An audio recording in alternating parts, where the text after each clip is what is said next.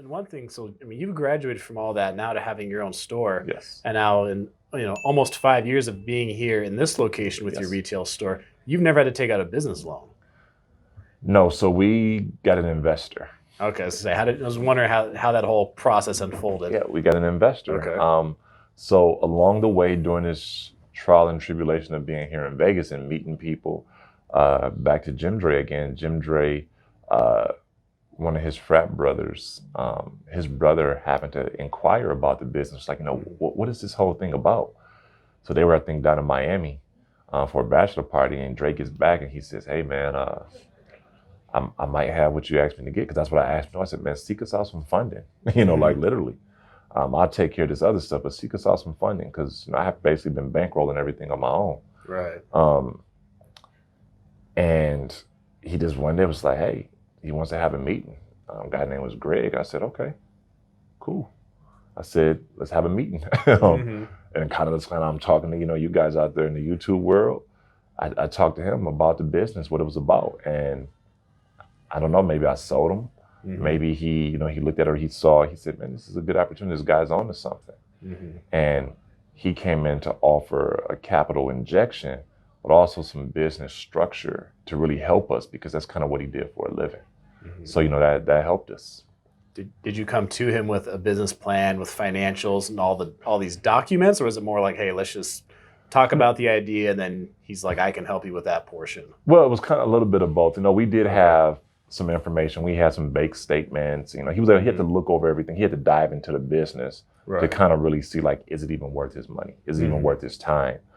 So it was a little bit of both. I won't say we had every single thing that was needed, but I think we had enough. And we talked, and I just think it's kind of like, sometimes people, they go up and like, this guy's on to something, or this guy's, and this is a good idea. It's almost like a stock. You might read some information like, yeah, I know the valuation of this company is this, but this almost has like a value of something that you can't really put your hand on just yet. Right. Then 4 or 5 years later, it's like, boom, it blows up. I'm like, yeah, I had it right. Well, and that's interesting because, you're in a point where, yeah, you'd like to get some capital. You want to get some more money for the business to help it grow. So he's interviewing you to see if it's worth his investment, but also, you're interviewing him to see, because an investor may want more percent than you're willing to give up. They may have all these terms you're not willing to agree with. So, Correct. I mean, how are you able to talk to him and see, okay, this is an investor I would like to have, put capital into my business? Something that I'd never really done before. I just knew at that point in time, honestly, I was like, man, I just got to make sure I maintain, majority ownership. That was my mindset. Right. And I just knew I just didn't want to give up my baby. You know what I mean? Right. And so I went back, I talked to some people I knew in business, did some more research, and kind of from there, it kind of helped me to say, okay, this is how we can come to terms, with this. So, we came to a mutual agreement.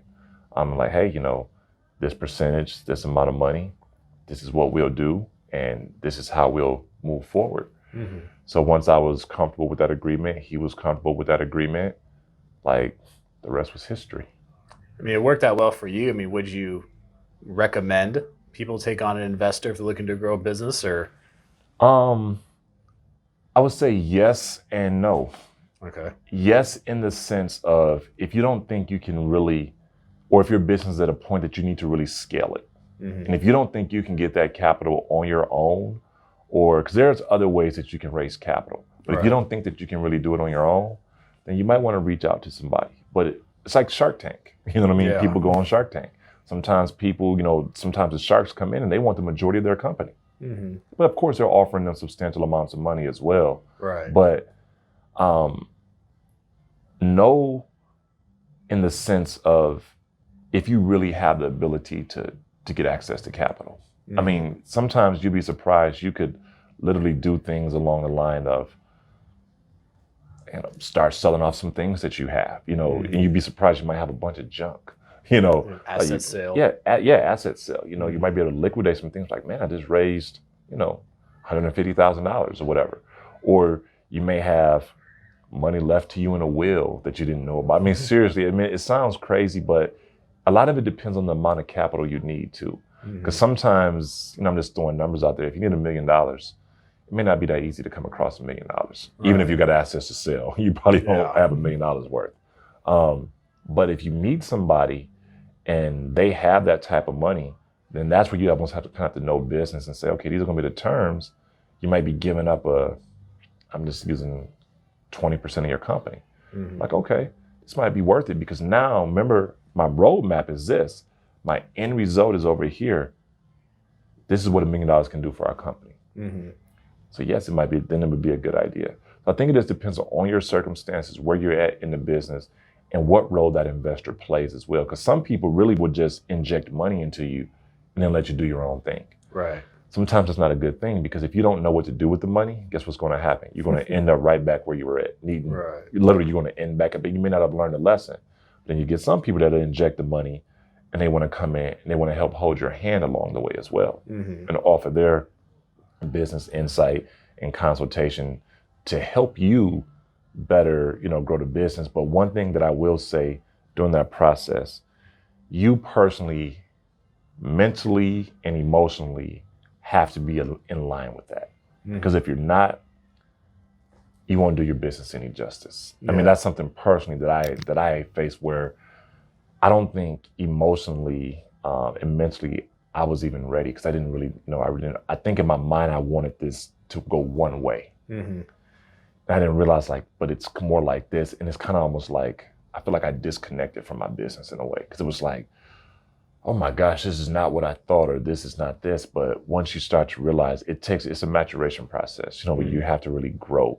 You have to understand you're being in your own way. You know what I mean? This is the help that you offer, that you have at your disposal.